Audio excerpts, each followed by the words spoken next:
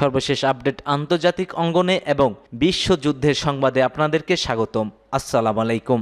জানিয়ে দিচ্ছি সংবাদ শিরোনাম। পরমাণু অস্ত্র নিয়ে আবারও কঠিন হুমকি দিয়েছে রাশিয়া। ট্রাম্পের ঘোষণা, 1 ফেব্রুয়ারি থেকে কানাডা মেক্সিকোর উপরে 25% শুল্ক কার্যকর। থাকছে ইউক্রেনে রাতভর রুশ ড্রোন হামলা, নিহত 9 জন। এদিকে যুক্তরাষ্ট্রে বিমান ও হেলিকপ্টারের সংঘর্ষ, 30 লাশ উদ্ধার। সর্বশেষ জানিয়ে দিচ্ছি, সামরিক প্রধান মোহাম্মদ দেইফের মৃত্যু নিশ্চিত করল নিষিদ্ধ সংগঠন হামাস। এতক্ষণ শুনছিলেন সংবাদ শিরোনামগুলো, এবার বিস্তারিত। তবে তার আগে কে কোথা থেকে আমাদের ভিডিওটি দেখছেন ও শুনছেন জানিয়ে দিন কমেন্ট সেকশনে। একই সঙ্গে কমেন্ট করে জানিয়ে দিন আপনার মূল্যবান মতামতটি। আর ভিডিওটি যদি ভালো লাগে অবশ্যই একটি লাইক করবেন। পরবর্তী আপডেট পেতে চ্যানেলটিকে সাবস্ক্রাইব করার অনুরোধ রইল। পরমাণু অস্ত্র নিয়ে আবারও হুমকি রাশিয়ার।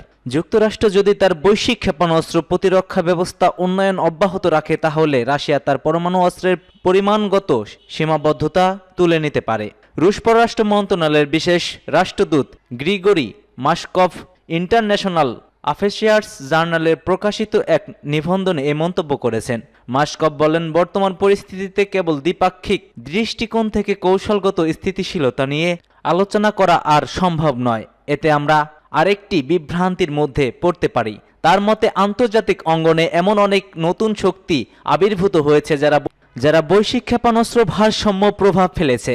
পশ্চিমা দেশগুলোর কৌশলগতভাবে রাশিয়াকে ক্ষতিগ্রস্ত করার নীতির কারণে আমরা পরমাণু ও ক্ষেপণাস্ত্র অস্ত্র ভাণ্ডারগুলোর উপর আরোপিত সীমাবদ্ধ থেকে সরে এসে এর পরিমাণগত ও প্রযুক্তিগত সম্প্রসারণের প্রয়োজনীয়তার মুখোমুখি হতে পারি।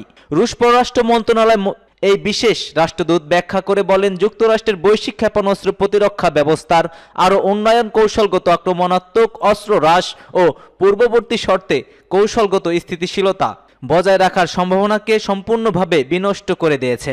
নিবন্ধনের শেষ দিকে তিনি বলেছিলেন, আমরা অস্ত্র নিয়ন্ত্রণ ও বিস্তার রোধের অন্যান্য ক্ষেত্রগুলোর বিষয়ে নতুনভাবে ভাবতে বাধ্য হব।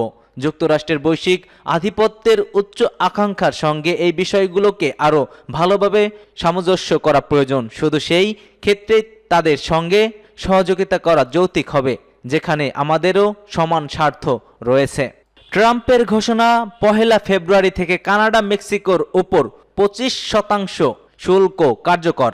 যুক্তরাষ্ট্রের প্রেসিডেন্ট ডোনাল্ড ট্রাম্প আবারও হুঁশিয়ারি দিয়েছেন, 1 ফেব্রুয়ারি থেকে কানাডা ও মেক্সিকোর উপরে 25% শুল্ক আরোপ করা হবে। তবে তিনি উল্লেখ করেছেন, তেল আমদানির শুল্ক নিয়ে সিদ্ধান্ত আজ রাতেই নেওয়া হতে পারে। হোয়াইট হাউসে এক সংবাদ সম্মেলনে ট্রাম্প বলেন, আমরা তেল সম্পর্কিত সিদ্ধান্ত আজ রাতে নেব, কারণ তারা আমাদের তেল সরবরাহ করে, তবে তা নির্ভর করবে তাদের দাম কি হয়। ট্রাম্প আরও জানান, যুক্তরাষ্ট্রের তেল খাত অত্যন্ত শক্তিশালী এবং আমদানির ঘাটতি দ্রুত পূরণ করা সম্ভব। তিনি বলেন, আমরা যে পরিমাণ পণ্য আমদানি করি তা তাদের পণ্য না হলেও আমাদের কিছু যায় আসে না।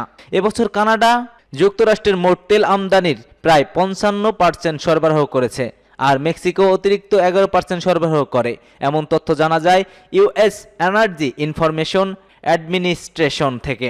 যদিও কানাডা ও মেক্সিকো শুল্কের পাল্টা ব্যবস্থা গ্রহণের পরিকল্পনা ঘোষণা করেছে, তারা এখনও মার্কিন যুক্তরাষ্ট্রকে আশ্বস্ত করেছে যে সীমান্ত নিরাপত্তা নিয়ে তারা যুক্তরাষ্ট্রের উদ্বেগ সমাধান করার জন্য প্রতিশ্রুতিবদ্ধ।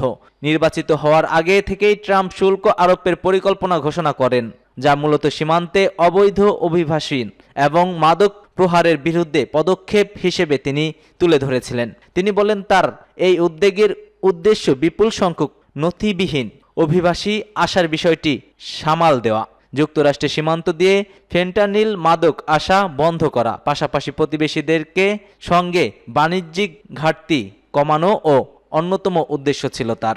ইউক্রেনের রাতভর রুশ ড্রোন হামলা, নিহত 9 জন। ইউক্রেনের পূর্ব অঞ্চলে সুমি শহরে একটি আবাসিক ব্লগে রাতভর ড্রোন হামলা চালিয়েছে রুশ বাহিনী। এতে 3 বয়স্ক দাম্পত্য সহ 9 জন নিহত হয়েছে। এ ঘটনায় আহত হয়েছেন আরও 13 জন।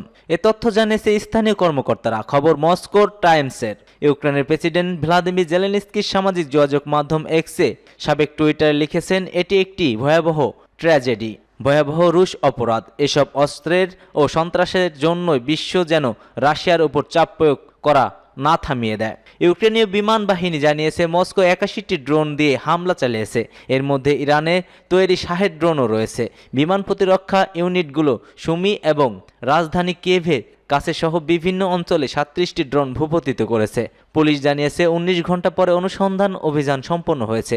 উদ্ধারকারীরা ধ্বংসস্তূপে 9টি মৃতদেহ খুঁজে পেয়েছে এবং 13 জন আহত হয়েছেন। ইউক্রেনীয় প্রসিকিউটররা জানিয়েছেন নিহতদের মধ্যে 3টি দম্পতি ছিল। 61 থেকে 74 বছর বয়সী পুরুষ এবং নারী। নিহতদের মধ্যে 37 বছর বয়সী এক নারীও ছিলেন, আর 8 বছর বয়সী মেয়ে আহত হয়েছে। সুমি উত্তর পূর্ব অঞ্চল ও ইউক্রেনের রাশিয়ার সীমান্তের ঠিক পাশেই অবস্থিত। শহরটি 2022 সালের পর থেকেই নিয়মিতভাবে মস্কোর লক্ষ্যবস্তুতে পরিণত হয়েছে। যুদ্ধের আগে প্রায় 2,55,000 মানুষ সেখানে বসবাস করতেন। যুক্তরাষ্ট্রে বিমান ও হেলিকপ্টারের সংঘর্ষ, নিহত 30। যুক্তরাষ্ট্রের রাজধানী ওয়াশিংটন ডিসিতে যাত্রাবাহী জেট বিমানের সঙ্গে সামরিক হেলিকপ্টারের সংঘর্ষ হয়েছে। ন্যাশনাল এয়ারপোর্ট আমেরিকান এয়ারলাইন্সের যাত্রী বিমানটি অবতরণের সময় দুর্ঘটনার শিকার হয়। বিমানটিতে 60 জন যাত্রী এবং 4 জন ক্রু ছিলেন, আর হেলিকপ্টারে 3 জন মার্কিন সেনা ছিলেন। এই ঘটনাকে ভয়ঙ্কর দুর্ঘটনা হিসেবে উল্লেখ করেন মার্কিন প্রেসিডেন্ট ডোনাল্ড ট্রাম্প। খবর বিবিসি ও সিবিএস এর। ওয়াশিংটন ডিসির জরুরি পরিষেবা বিভাগের চিফ জন ডনেলি জানিয়েছেন বিমানটি বিধ্বংস হয়ে কয়েক ভাগে বিভক্ত হয়ে যায় এবং পটোম্যাক নদীতে গিয়ে পড়ে। বিমানের 30 জন যাত্রীর লাশ উদ্ধার করা হয়েছে। বিমানের বিভিন্ন অংশ খুঁজে পাওয়া গেলেও আর কেউ বেঁচে আছে কিনা তা জানা যায়নি। বিমানের যাত্রীদের মধ্যে বেশ কয়েকজন মার্কিন ফিগার ক্রেস্টিং গঠনের সদস্য ছিলেন। অপরদিকে ইউএস আর্মির ব্ল্যাক হোক হেলিকপ্টারটির বিমানের কাছে পানিতে অক্ষত অবস্থায় উল্টে পড়ে। প্রশিক্ষণের কাজে ব্যবহৃত কপ্টারটিতে 3 জন সেনা সদস্য ছিলেন।